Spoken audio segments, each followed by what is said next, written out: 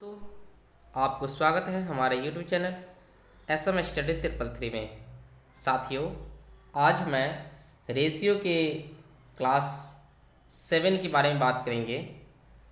ये क्लास 7 यानी type 7 question है जो इस प्रकार है। चलिए तो इसे हम सॉल्व करते हैं। क्या कह रहा है?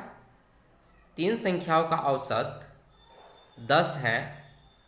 पहली संख्या दूसरी संख्या का दुगुना और दूसरी संख्या तीसरी संख्या का तिगुना है।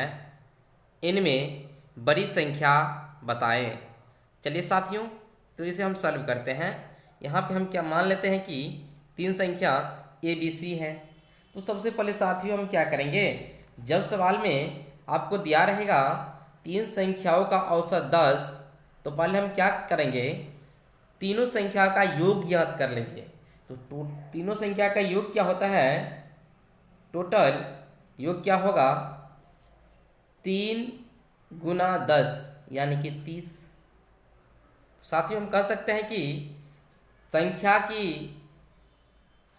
संख्या का गुना अगर हम औसत के साथ करेंगे तो वह टोटल योग निकलेगा। यानी संख्या कितना है, 3 ठो, उसका औसत कितना है तो 10। तो हम टोटल निकालेंगे यानी टोटल योग जो होगा उसका, तो 3 गुना 10 यानी कि 30 होगा। अब साथियों अब हम क्या करेंगे, मानते हैं कि पहली संख्या A है, दूसरी संख्या B है और तीसरी संख्या C है। चलिए साथियों, तो इसे हम अब क्या करते हैं, सवाल के अनुसार बनाते हैं। कहता है क्या, जो पहली संख्या दूसरी संख्या का दुगुना है। अगर साथियों मान लीजिए अगर ये 2 है तो ये 1 होगा। यानी पहली संख्या दूसरी का दुगुना है, तो पहली संख्या ये है और दूसरी संख्या ये है, तो इसका दुगुना ये है। ओके साथियों, उसके बाद फिर हम आगे देखते हैं। साथियों, तो कह रहा है कि जो दूसरी संख्या तीसरी संख्या का तिगुना है।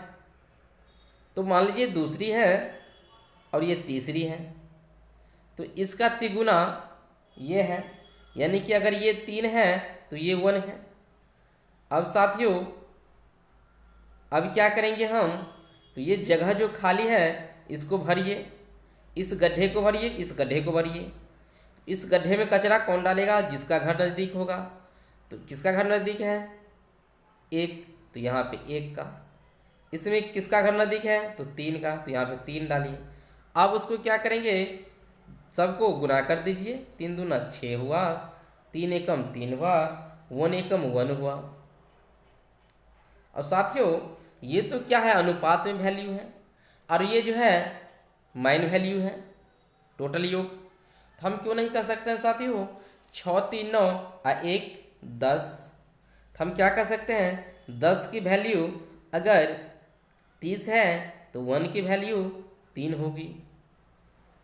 6 3 9 1 10 यानी 10 की वैल्यू 3 तो 1 की वैल्यू 10 की वैल्यू 30 तो 1 की वैल्यू 3। जब 1 की वैल्यू 3 होगी तो सवाल में कह रहा है क्या, जो सबसे बड़ी संख्या क्या होगी। तो सबसे बड़ी संख्या कितना है, तो हम देखते हैं अनुपात में सबसे बड़ी संख्या कितना है, तो 6 है।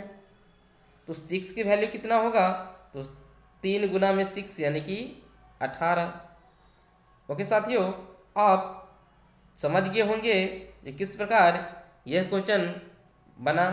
चलिए साथियों, तो हम चलते हैं अगले क्वेश्चन की ओर। ओके साथियों, तो क्वेश्चन नंबर 2 इस प्रकार की है। ए की आय बी की आय से 20% कम है। बी की आय सी की आय से 10% कम है। यदि सी की आय 600 रुपये हो तो ए की आय बताएं। चलिए साथियों, इसे भी हम सॉल्व करते हैं। यहाँ पे लिखेंगे ए, यहाँ पे लिखेंगे बी, यहाँ पे लिखेंगे सी। साथियों सवाल में कह रहा है कि ए की आय बी की आय से 20% कम है। साथियों मान लीजिए कि अगर बी 100 है तो ए 80 होगा, क्योंकि 20% कम है, तो 100 में से 20 गया तो 80। अगली लाइन पढ़ते हैं।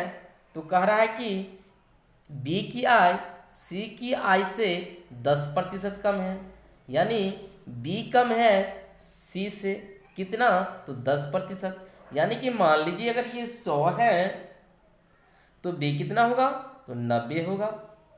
ओके साथियों, वही कचरा वाले बात करिए, इस गड्ढा में कचरा कौन भरेगा, तो 100 भरेगा, इसमें कौन भरेगा, तो 90 भरेगा। आप इस दोनों का आपस में क्या करिए, मल्टीप्लाई कर दीजिए। तो 9 अठे 72 00, उसके बाद इससे जब हम गुना करेंगे तो 9 उस पर 00 000 उतार दीजिए। उसके बाद साथियों यहाँ पे 1 पे 1 2 3 4 4 ठो 0 डाल दीजिए। उसके साथियों इससे हम क्या करेंगे, तो अनुपात बनाएंगे। तो छोटा अनुपात कर लीजिए, देखिए साथियों कट गया, 2 0 2 0 2 0 2 0 2 0। उसके साथियों उसके बाद फिर देख रहे हैं तो फिर कटने वाली है। क्या कटने वाली है साथियों, तो देखिए अगर मान लीजिए हम 2 से डिवाइड करते हैं तो ये 50 होगा, ये 45 होगा और ये कितना होगा, तो 36 होगा। ओके साथियों, अब हम देख रहे हैं तो कटने वाली तो नहीं है, कोई संख्या ऐसा नहीं है जिसमें कॉमन आएगी। चलिए साथियों, तो इसे हम अब क्या करते हैं, तो सॉल्व करते हैं। आगे क्या कह रहा है, जो सी की आय जो है तो 600 है और अनुपात में सी की आय कितना है, तो 50 है। तो साथियों हम क्यों नहीं कह सकते हैं इसे, जो 50 की वैल्यू 600, तो 1 की वैल्यू कितना, ये कट गया, अब 12 पंचे 60 हुआ, यानी 12। 1 की वैल्यू जो हुई सो 12 हुई। जब 1 की वैल्यू 12 हुई तो सवाल में पूछ रहा है कितना, तो ए की आय क्या होगा, तो ए की आय तो देख रहे थे अनुपात में कितना है, 36। तो इस 12 को 36 से गुना कर दीजिए, यानी 36 बराबर लिख सकते हैं 12 गुना में 36। जब साथियों इसे मल्टीप्लाई करेंगे, जब साथियों इसे मल्टीप्लाई करेंगे तो 432 होगा। क्या होगा, 432। ओके साथियों, यही इसका आंसर हुआ। मिलते हैं अगले वीडियो की ओर, तब तक के लिए जय हिंद,